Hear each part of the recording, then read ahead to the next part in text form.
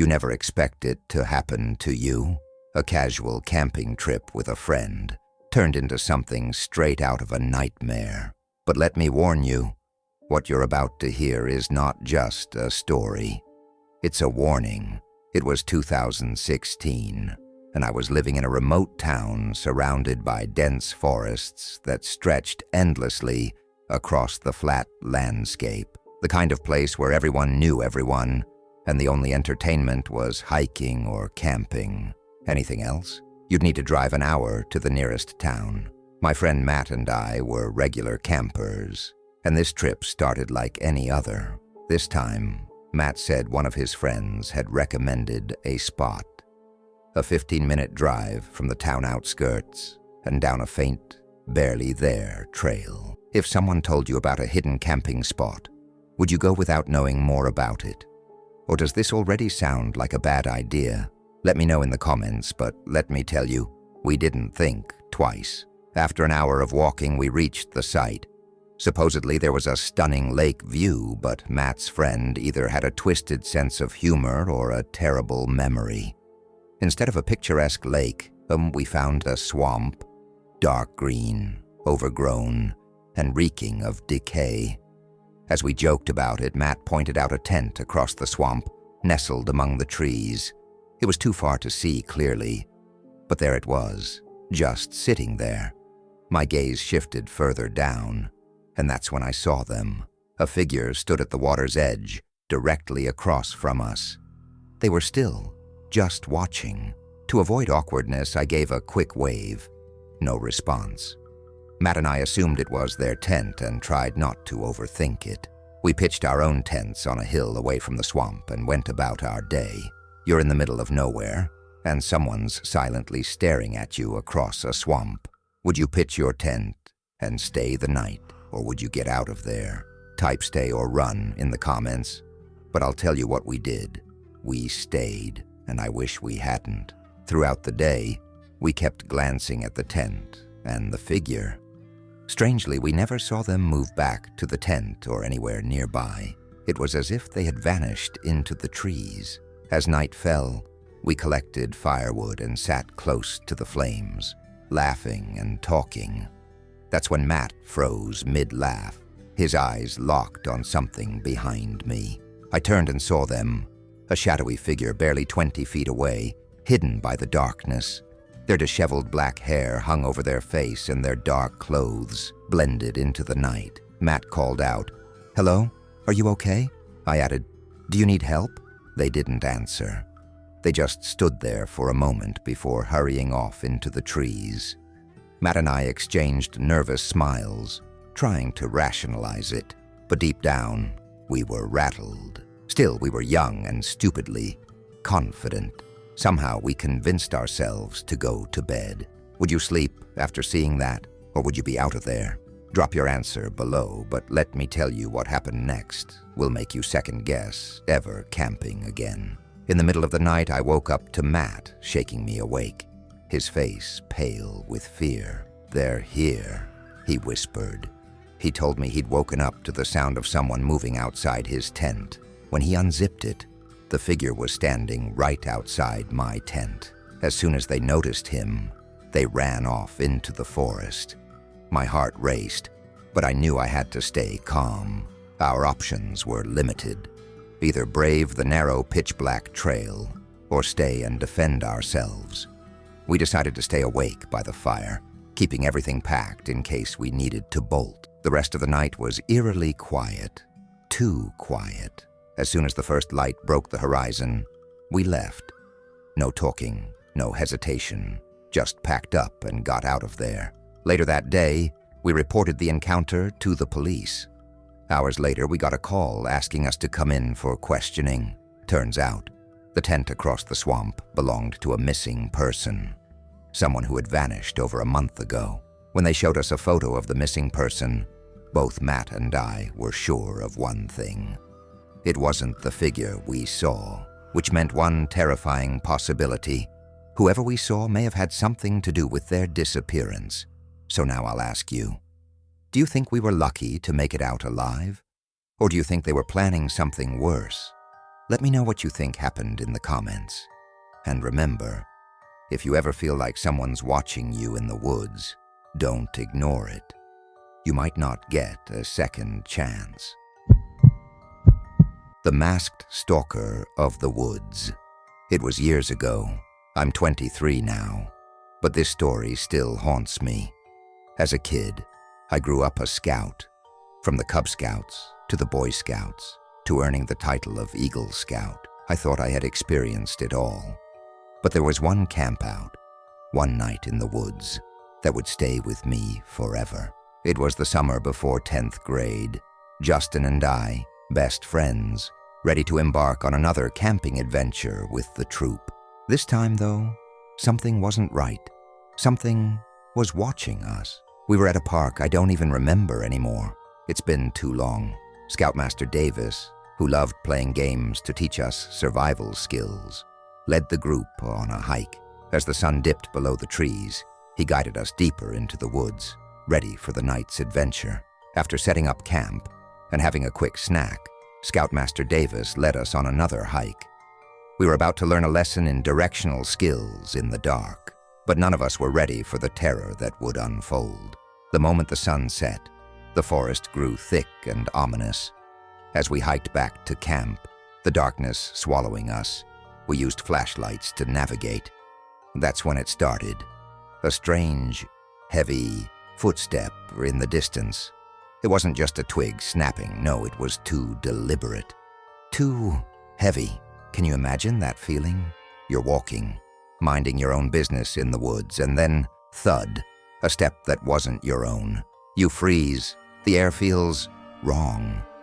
Would you keep walking, or would you stop and listen? Most of us tried to laugh it off, but then it happened again and again. Something or someone was following us. We got back to camp, but the fear didn't leave. We set up around the campfire, hoping the warmth and stories would calm our nerves. Scoutmaster Davis told us his famous ghost stories, as he always did. But we couldn't shake the feeling that we weren't alone.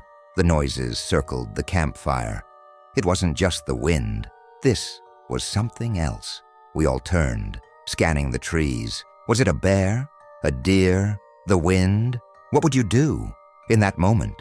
Would you grab a weapon or stay calm and hope for the best? The Scoutmasters, like always, were prepared. Assistant Scoutmaster Roberts jumped to action, grabbing his rifle and firing a shot into the air. The noise stopped. But did it? Was it enough to scare whatever was out there away? For an hour, the only sound was the crackling of the fire. But when the time came to go to bed, something in the air still felt wrong. Justin and I shared a tent, exhausted but still uneasy. I was nearly asleep when Justin nudged me awake. He whispered, "Did you hear that? Footsteps, coming from outside our tent. Not animals, not the wind. Definitely something, or someone, walking around." Think about this. You're in the middle of the woods, surrounded by tents full of people. And then you hear footsteps. You can't see who it is, but you know they're close. What would you do? Stay silent and hope it's nothing? Or take a risk and look? I did what any scared 15-year-old would do. I opened the zipper just a little, peeking out into the dark, and there he was. A man.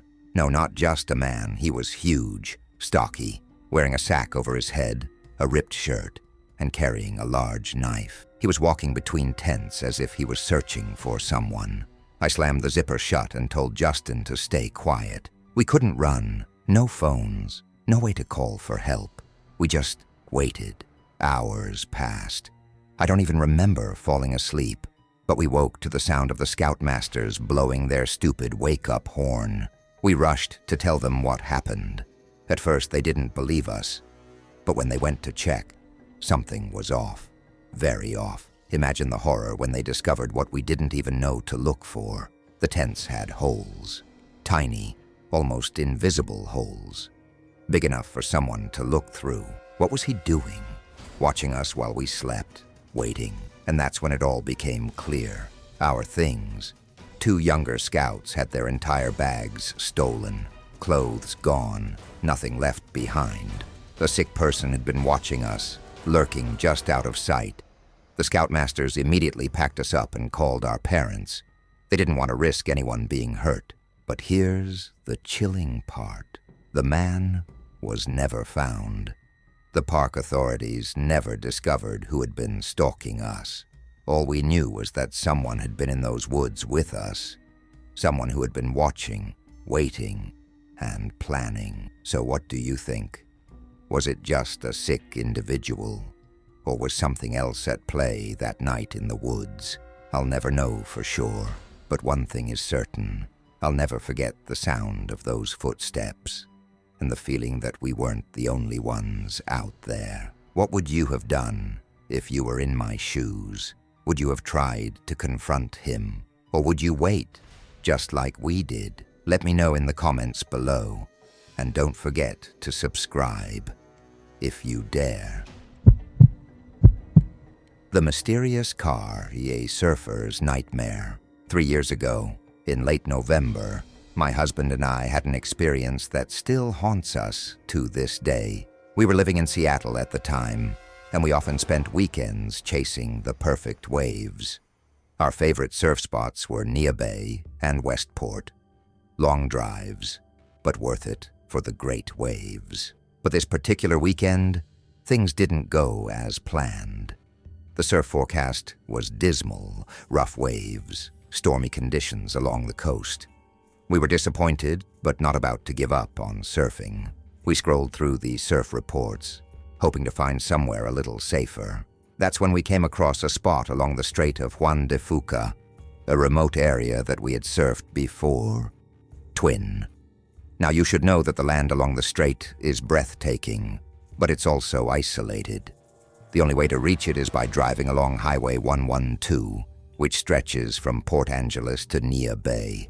No cell service for miles, and barely any towns to stop in. But we were familiar with the area, and figured we'd give it a go. Even though we knew we'd be out in the middle of nowhere, we decided to drive out the night before to get some sleep in the car. After all, the surf report predicted the best waves would come at dawn. We figured we'd save some money by parking along the beach at Twin instead of booking a campsite. It was late November, so the air was cold, but we hoped for a peaceful night by the water. We arrived around 3:30 p.m., and the only other people nearby were a young couple in a camper van. Nothing out of the ordinary, just the quiet stillness of the remote beach. We spent the next few hours cooking dinner, walking along the beach, and enjoying the solitude. That was until we heard something strange just before sunset. A loud, whistling sound. Have you ever heard something that just doesn't belong in a place? Something that instantly makes your skin crawl? That was the sound. A deep, eerie whistle coming from the direction of the entrance road.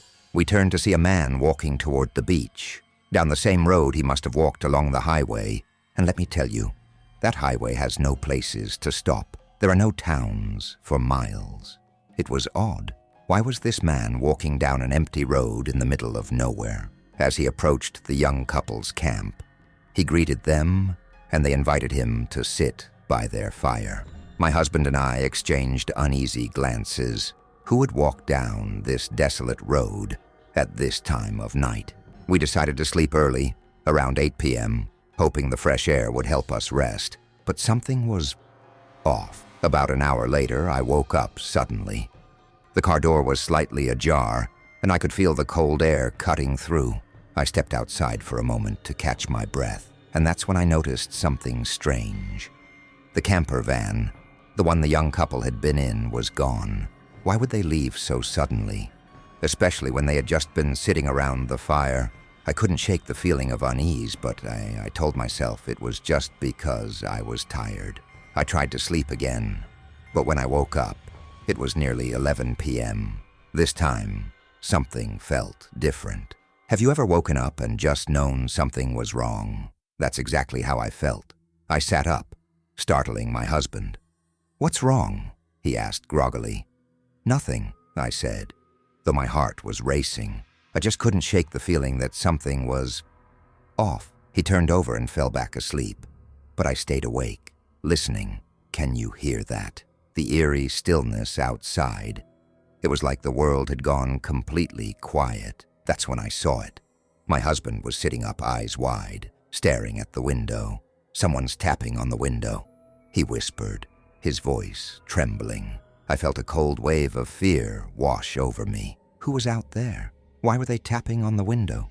A few hours passed, and when I woke up again, it was still dark. The camper van was gone, and the silence felt wrong. There was no sign of the young couple. Where had they gone? And why had they left in the middle of the night? Panic set in. We quickly grabbed our shoes, flashlights, and pepper spray. The car doors creaked open. Everything was still, eerily silent. My husband walked toward the trees to check, while I stayed by the car, shining my flashlight down onto the beach. Do you feel that? That sense of being watched? My skin was crawling. Suddenly my husband rushed back. We need to leave. There's a car parked by the exit road. It's just sitting there, engine running, lights off. Without thinking, we threw everything into the back of the car, started the engine, and peeled out toward the exit road. But in the rush, my husband made a wrong turn, heading toward Nia Bay instead of Port Angeles. Why does it feel like everything is going wrong at once? As we drove the wrong way, we passed the exit road, and there it was, the same car, with its headlights on now. It was following us, getting closer. I could feel my heart in my throat.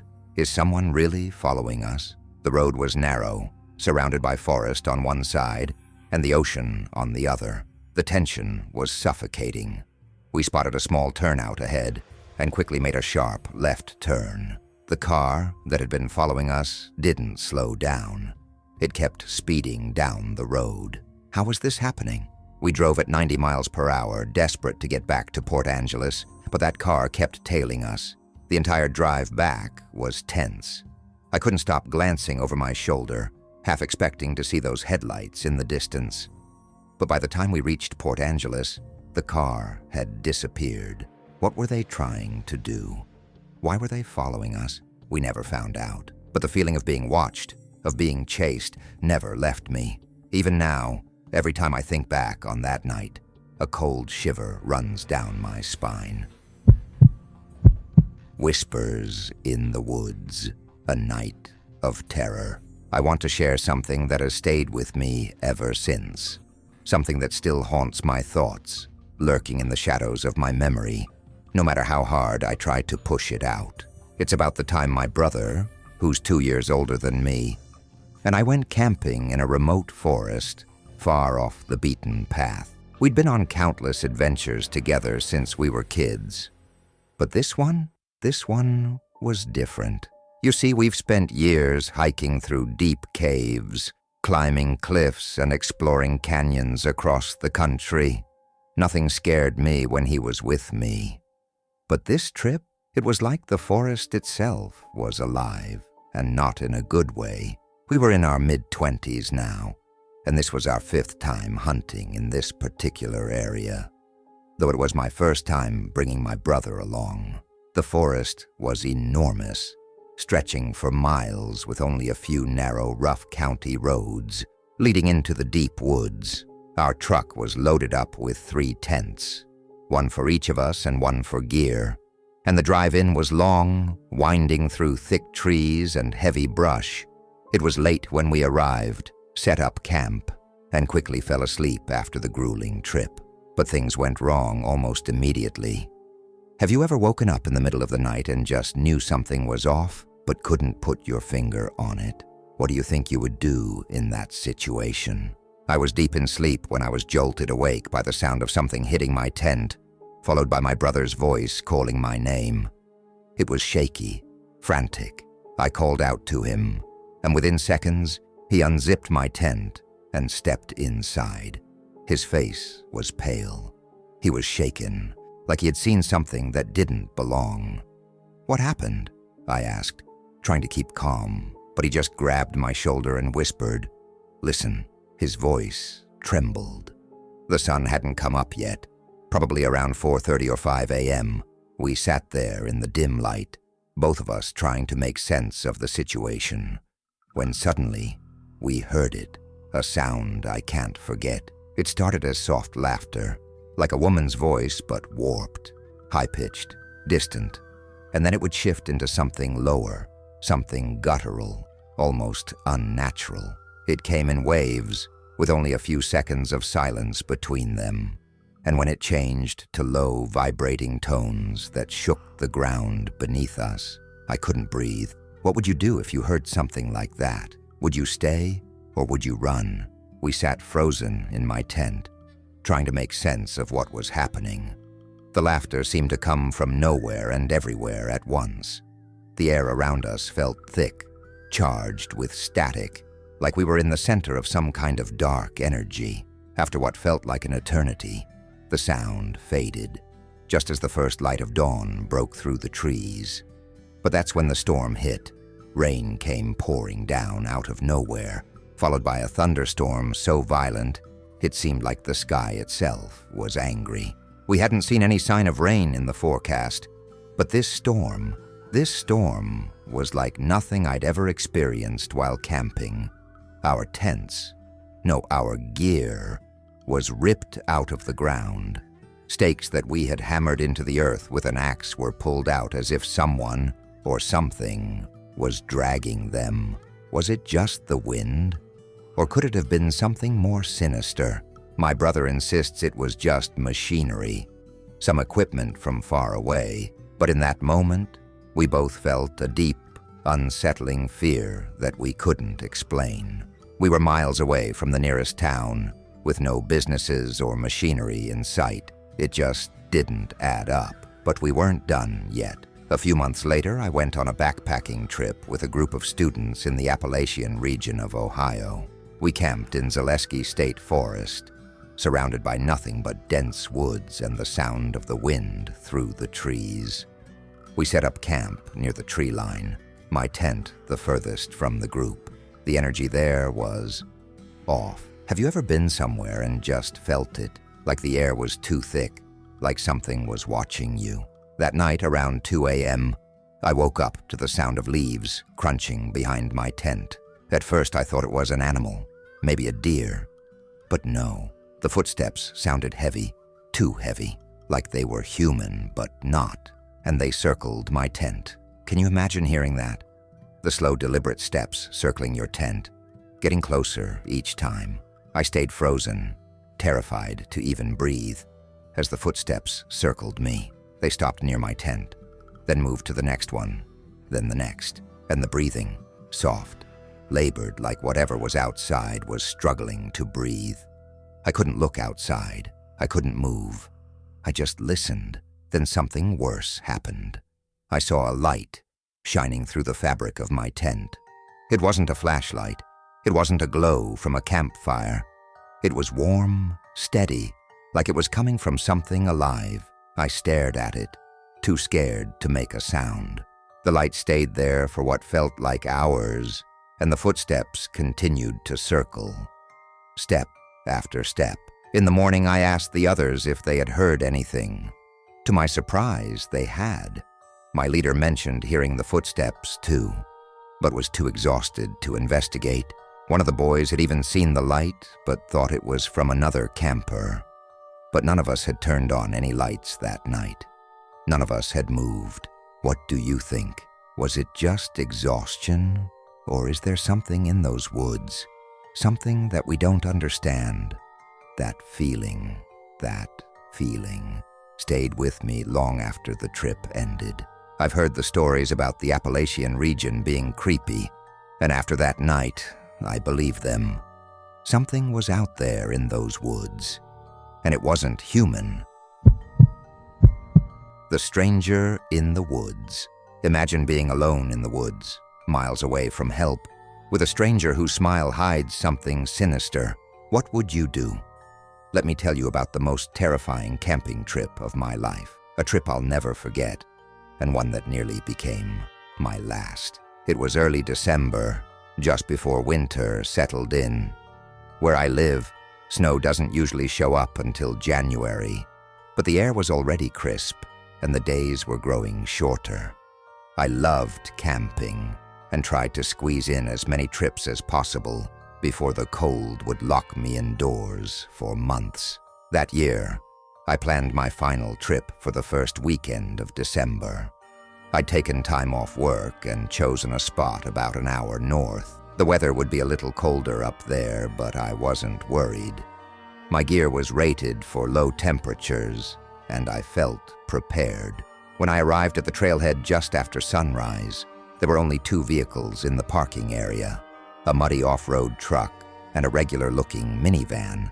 I wondered about the stories behind those vehicles, but didn't think much of it. The hike to the campsite was uneventful at first. I passed an older man and his kid, clearly wrapping up their camping trip. That explained the minivan. When I reached the site, it was completely empty. No tents, no signs of life, just a flat, grassy area near a gently flowing pond. Perfect. Or so I thought. If you were me, would you feel relieved to have the site to yourself? Or would an empty campsite make you nervous? I set up my tent near the edge of the woods, spent some time writing in my journal, and let the cool air fill my lungs. But as the day went on, the temperature dropped faster than I expected. I built a campfire to keep warm. That's when I noticed him. A man, maybe in his 40s, walked down the trail. He wore a thick coat and had a cloth covering most of his face. His backpack looked almost empty, sagging flat against his back. He didn't acknowledge me, just walked past and sat down by a tree on the opposite side of the campsite. I figured he was waiting for someone, maybe a friend, but after nearly an hour, no one came. What would you do at this point? Walk over to talk to him or keep your distance? Out of nowhere, he stood up and walked toward me. The campfire flickered between us, casting eerie shadows across his face. "Hope you don't mind if I share your fire," he said, his voice calm but unsettling. "It's much colder than I expected." I nodded, forcing a smile, but my gut told me something was wrong. His smile didn't match the rest of his face. His eyes were heavy, drooping, almost lifeless. We sat in silence for what felt like an eternity. I asked if he had a tent. He shook his head, still smiling. That was it. I decided I wasn't staying the night. I stood up, pretending to casually grab my sleeping bag. His eyes followed my every move. My heart raced as I rolled it up, trying to appear calm. When I turned back, he was still staring, but now he stood up too. He didn't say a word, just walked back to the tree. Then without warning, he disappeared into the woods. Would you stay and risk it, or pack up and leave immediately? Let me know in the comments. The forest was silent. No footsteps, no rustling, nothing. My instincts screamed at me to run. I threw my gear into my backpack, leaving the campfire burning, hoping it would make him think I was still there. The walk back to the trailhead was the longest 2 hours of my life. Every crunch of leaves under my boots made me flinch, and every gust of wind sounded like footsteps. But the worst part? I couldn't shake the feeling that I was being watched. When I finally reached the parking lot, I saw the muddy truck was gone. That left one question. If the man didn't drive the truck, how did he get there? I made it home safely, but the fear didn't end there. For weeks, I couldn't stop thinking about what might have happened if I'd stayed. Was he waiting in the woods, hoping I'd fall asleep? Or worse, was he planning to come back after I let my guard down? So tell me, what do you think his intentions were? Let me know in the comments, if you're brave enough. I still remember the last summer camp I attended.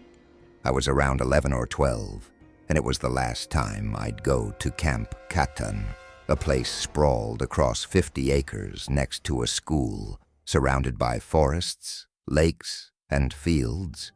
We had wooden cabins for each year group, swimming pools, hiking trails, and open spaces for sports. The whole setup felt perfect for a summer getaway. Our days were filled with swimming, games, and learning survival skills. Canoeing, archery, you name it. But once or twice a year, They rented a bigger place further south of Atlanta, a spot for the older kids, where we'd have a sleepover by the campfire and go on outdoor adventures. I had been there the year before, and it was incredible. Late nights, talking, laughing, and sitting on cold concrete by a creek. The view was surreal. Old farmlands, stretching for miles, overtaken by wild trees and plants. The camp counselors, all between 18 and 20, were laid back. There were no strict rules. We could sleep in, skip breakfast, and only have roll call around noon. But one summer, my 3 closest friends and I made a plan. We decided to sneak out early, before dawn, while everyone was still asleep.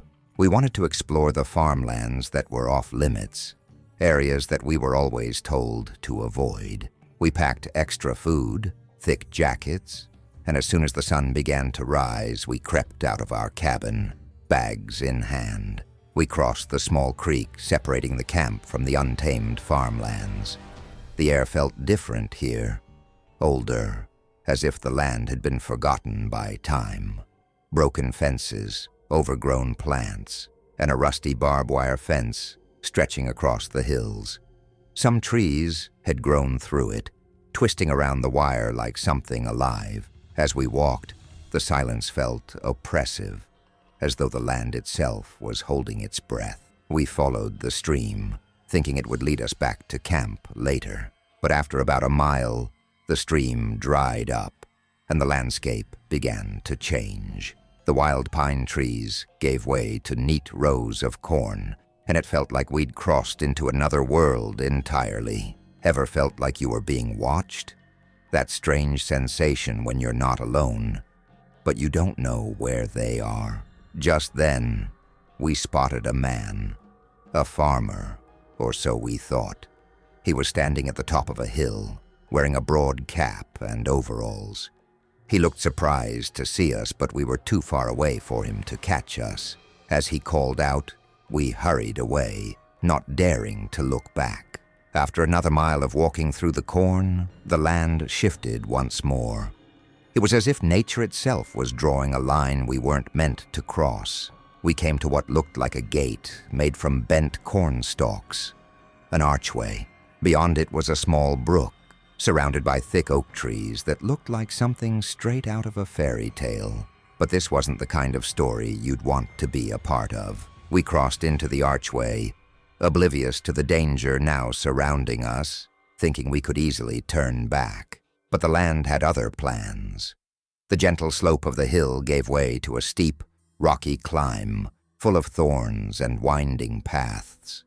The sky had darkened, and the once peaceful atmosphere had turned oppressive. Now I need you to think. When was the last time you did something you knew you shouldn't have? Maybe it was a dare, or maybe curiosity took over. But deep down, you knew there'd be consequences. Keep that in mind. After what felt like hours, we finally reached a vast valley. The trees here were strange, unnatural. Their branches were long and thin, the bark peeling off to reveal a pale, almost ghostly white surface beneath. The most disturbing thing was the blood-red leaves, their color too vivid, too unnatural. There was no grass here, just moss, and the air smelled damp and heavy. We followed these eerie trees deep into the valley. Time seemed to slip away as we moved, and soon we found ourselves at the base of the valley. There, looming in front of us, was a house that shouldn't have been there.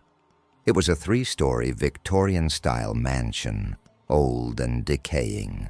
It sagged under the weight of years of rain and neglect. The wood was rotting, the glass in the windows cracked, and the only thing that wasn't made of wood was the staircase support. The door was open. We stood there for a moment, just staring at it. The rain began to pour, turning the valley into a muddy mess, but we were drenched already. We thought maybe, just maybe, it would be dry inside. I was the first to step up to the house. The first step creaked beneath my weight. It felt hollow, old, but it held. The door creaked open, and we entered. Inside it was pitch dark, except for the light spilling in from the open door. The air was thick with the smell of mold. We stood in the entryway for a moment, catching our breath. I set down my bag and checked the compass. We had only been gone for an hour and a half, but we couldn't shake the feeling that something was wrong. The whole house felt wrong, like it was waiting. And then I heard it, a low moan. It sounded like the wind, but it was coming from somewhere higher up, as if it were coming from the top of the house. We froze, listening, and that's when I heard it. The loudest, most deafening footsteps I've ever heard, thundering down the stairs, closer and closer. What do you think it was? Can you imagine hearing footsteps when no one is there? My friends bolted for the door, but I hesitated. I looked up the stairs. There was nothing. The place was empty, except for the oppressive darkness at the top. I grabbed my bag, and without thinking, I sprinted toward the door. The moment I stepped outside, the door slammed behind me, and I swear, it felt like the whole valley shook. I don't remember much after that. All I could hear was the sound of my heartbeat, the rain pounding down, and my friends shouting in front of me. I ran up the hill, cutting my hands on thorns, the storm blinding me, and then just as I reached the top of the hill, I heard it again. The door being kicked open. Bam!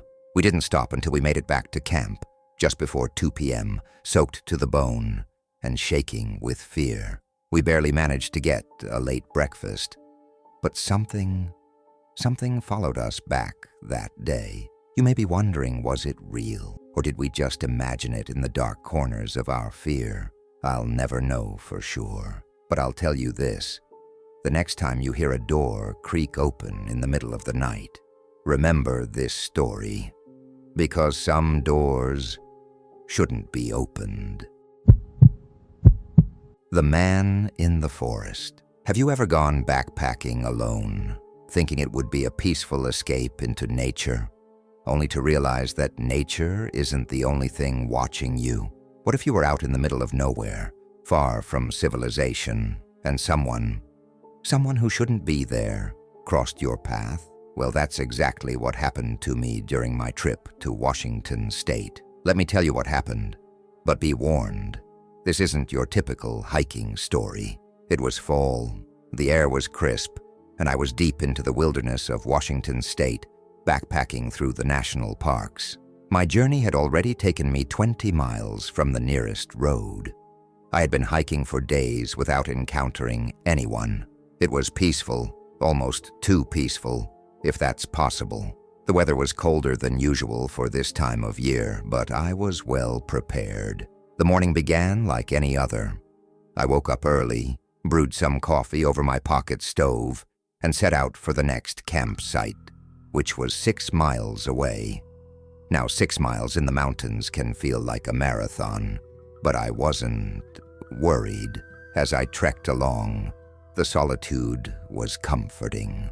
But then, 4 hours into my hike, something happened that I didn't expect. Do you ever feel like you're being watched when you're completely alone?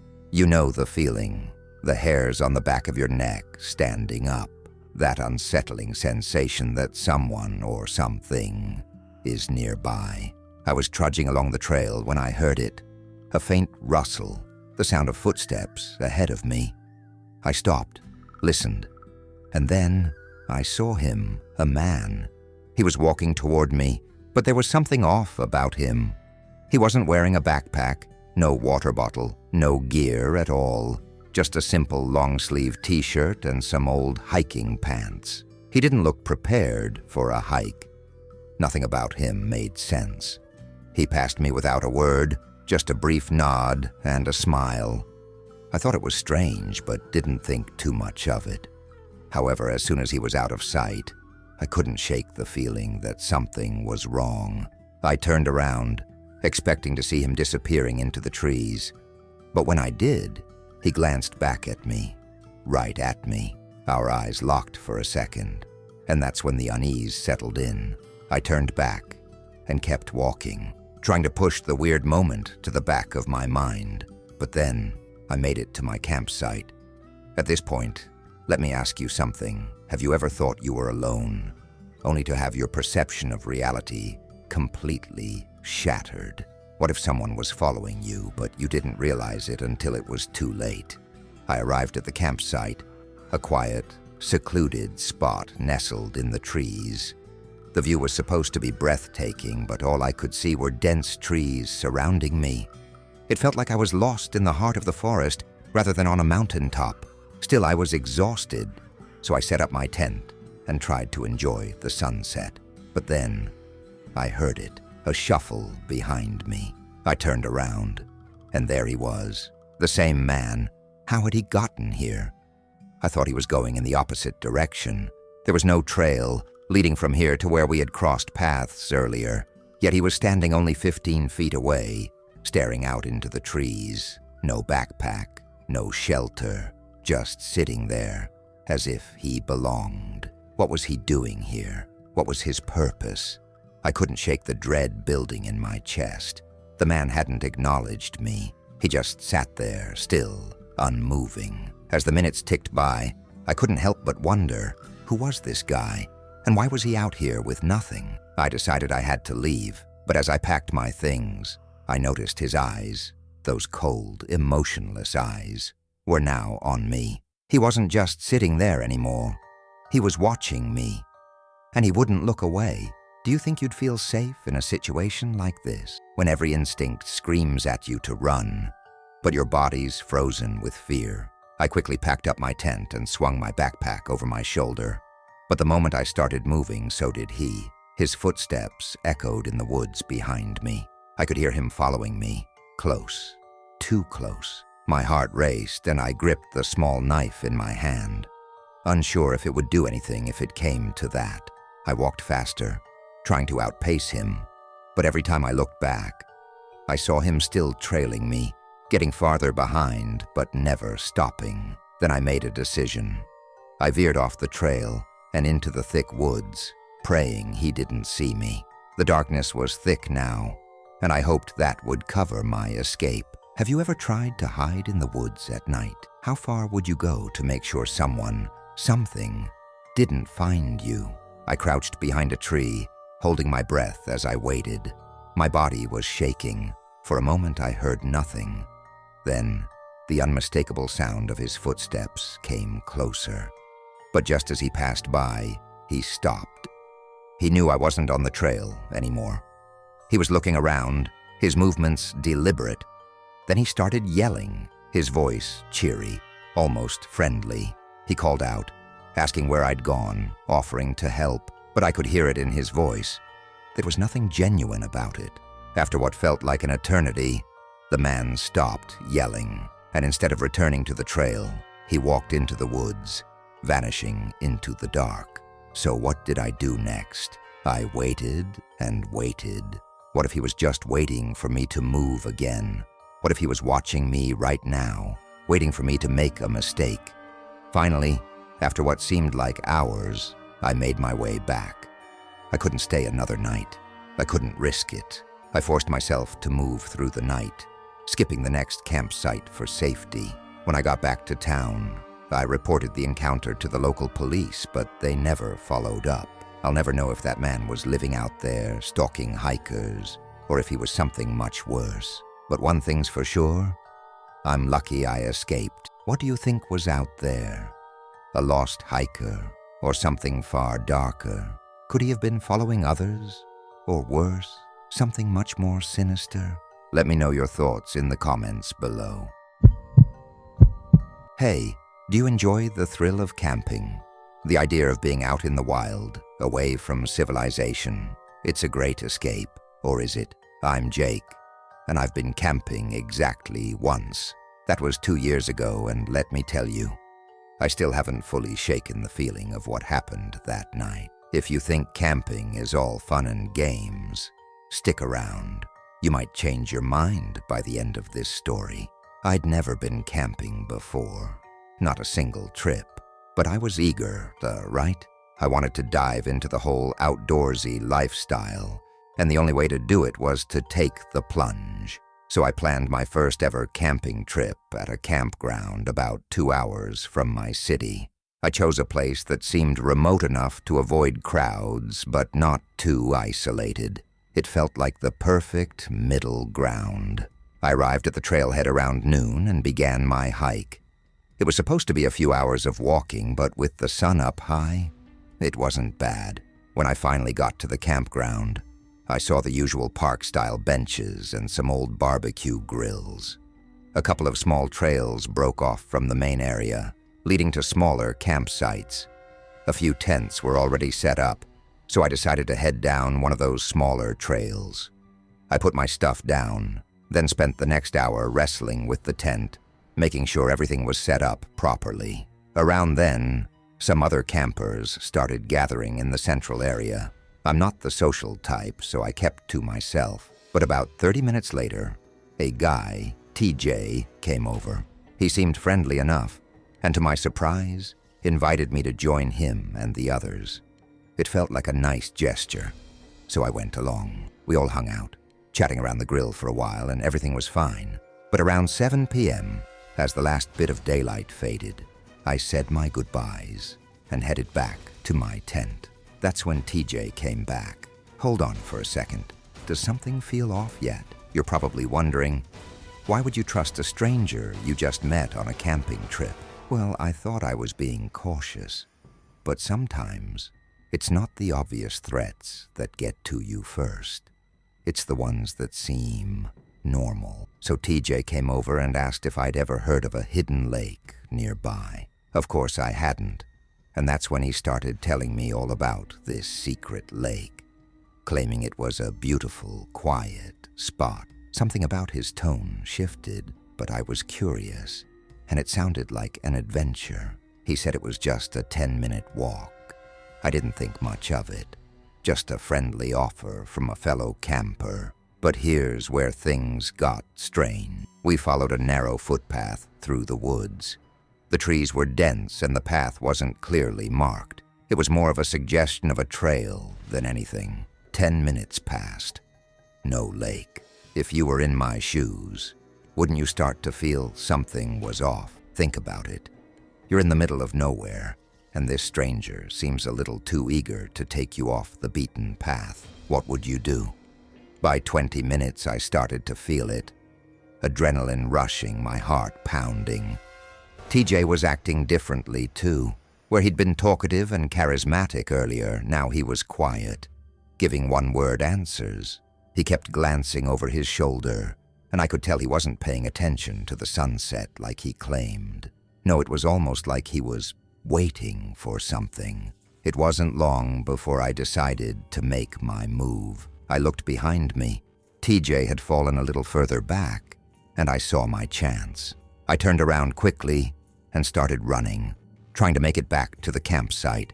But the moment I moved, I heard him call out. His voice was softer at first, like a friend trying to catch up, but then it changed.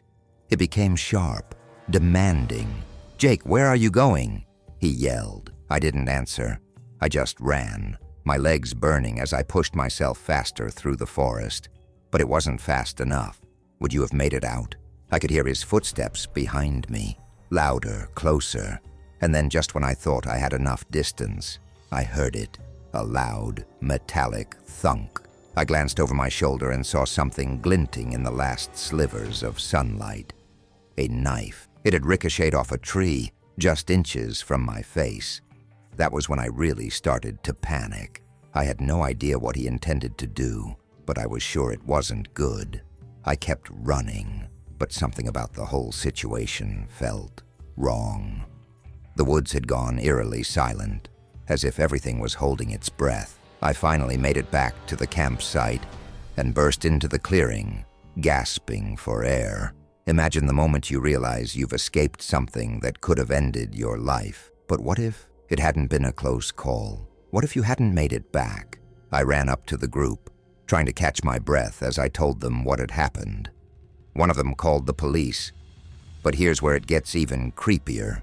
When the police arrived, TJ was nowhere to be found. Everyone swore he was already at the campsite when they got there.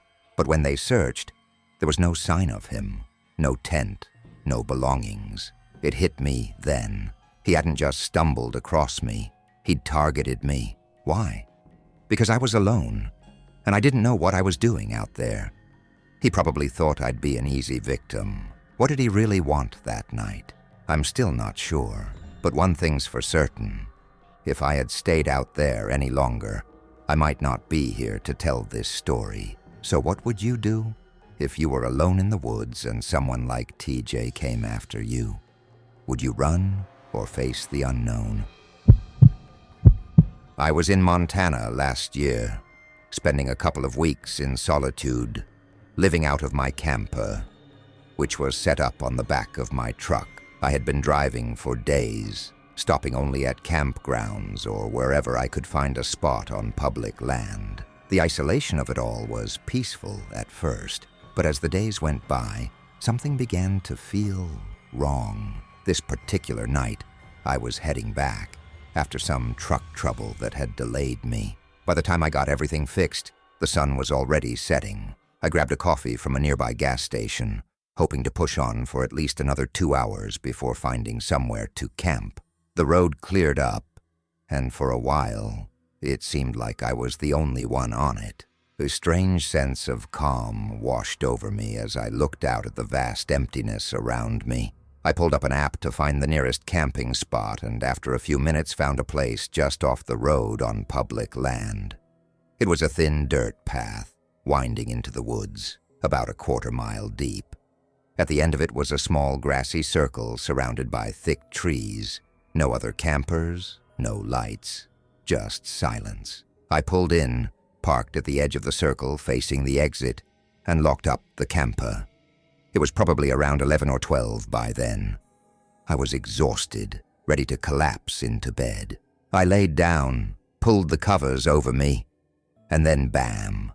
A beam of light cut through the edges of my privacy screen. I sat up, lifting the corner of the screen just enough to peek outside. Someone's headlights, a truck. Now here's where I need to ask you, the viewer, what would you do in my shoes? Stay quiet? Or rush to start your truck and get the hell out of there? I watched as the truck pulled closer, old rusty headlights blinding.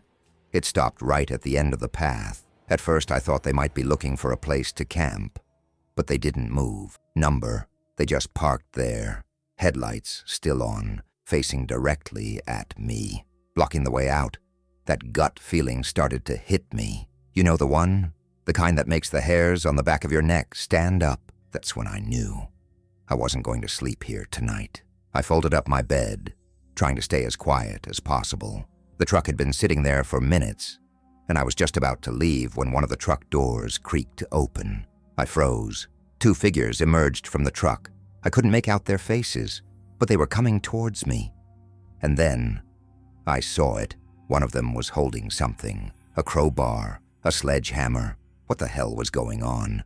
I quickly ducked down, hiding behind the camper's wall, but I could hear their footsteps crunching on the gravel, creeping around my truck, slow but deliberate. It was like they were trying to be stealthy, but I could still hear them, closer and closer. Thud, thud.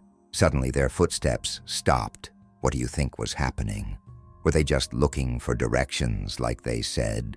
Or was something darker lurking in the shadows, waiting for the perfect moment to strike? I didn't know what was going on, but I wasn't about to find out. They started talking. "Hey, can you help us? We're just lost and need some directions. Can you open up?" I could hear the slur in their voices. They were drunk, or worse, acting like they were. I stayed perfectly still, praying they wouldn't know I was inside. I peered through a small crack in the window. One of them was right up against my truck now, holding that crowbar. My blood ran cold. Then I heard it. Scrape. One of them was trying to pry open the door. I pressed my legs against the door, holding it in place as best as I could, but the fear was rising in me. I knew I had to act fast, but how? I was trapped inside my camper. My only way out was through them. Just as I was about to make a move, I heard a sound, a single, echoing gunshot. It wasn't from the men. It came from farther out in the woods. The men stopped. Then in a flash, they bolted back to their truck and sped off into the night, tires screeching. What just happened? Was it a hunter or someone else? I didn't wait around to find out. My heart pounded as I grabbed my keys, ran to the truck, and jumped inside. I looked around, scanning the woods, but saw nothing. Whoever fired that shot was gone. I didn't stop driving until I reached a truck stop, nearly an hour later. The whole time, I couldn't shake the feeling that I had narrowly escaped something far worse than I could imagine. Here's the thing. What really happened that night is up for debate. I'd like to think that a hunter or some camper saw what was going on and fired that shot to scare those guys off. But considering how remote I was, it just doesn't add up. Was it really a warning shot from a stranger? Or something else entirely? Maybe, just maybe, I wasn't alone out there in those woods, after all. Have you ever wondered what might be lurking in the woods near your home at night? What if the very land you call your own hides something or someone you weren't meant to encounter? Tonight, I'm sharing a story that still keeps me awake. Let's see if you'd have done anything differently. It was a crisp fall evening, the kind where the woods felt alive, whispering with the sound of rustling leaves and the occasional call of a distant bird. I decided to camp out in the forest on my property, something I did often to unwind. My campsite was about a 15-minute walk from the house, a small clearing I'd set up for nights like this. At around 4 p.m., I started setting up my tent and fire pit. Everything felt routine until I noticed something odd. A person walking in the distance. They were about 100 yards out, moving through the trees, away from my house and toward my neighbor's property. My land is private, bordered by other properties, so the only way they could have gotten there was by trespassing. If you saw someone walking on your private land, what would you do? Would you call out to them? Ignore them?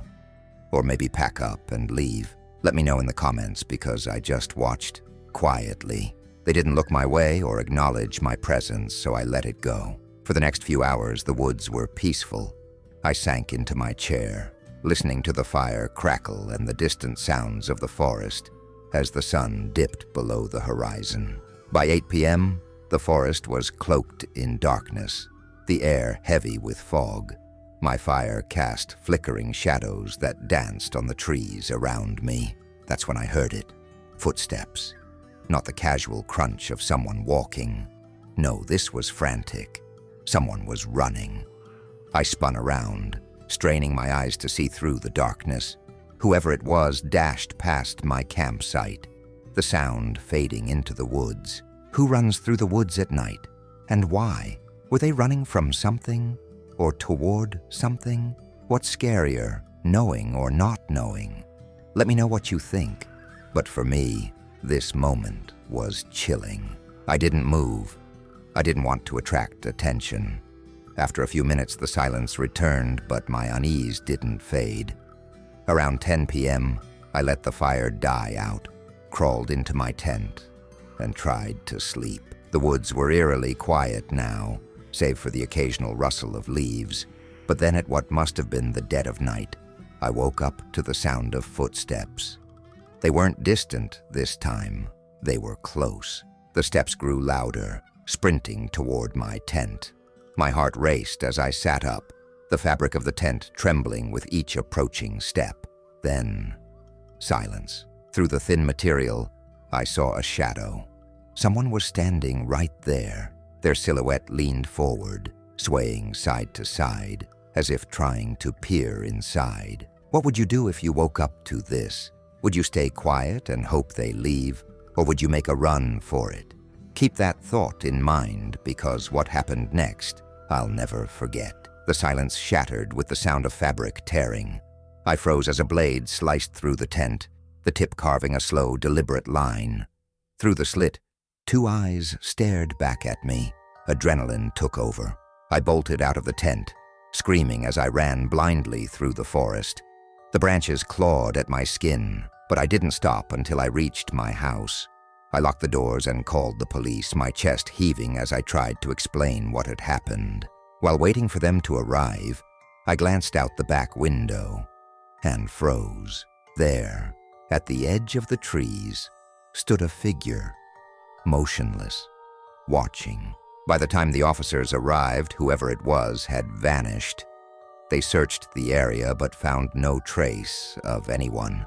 Would you ever camp out again after something like this?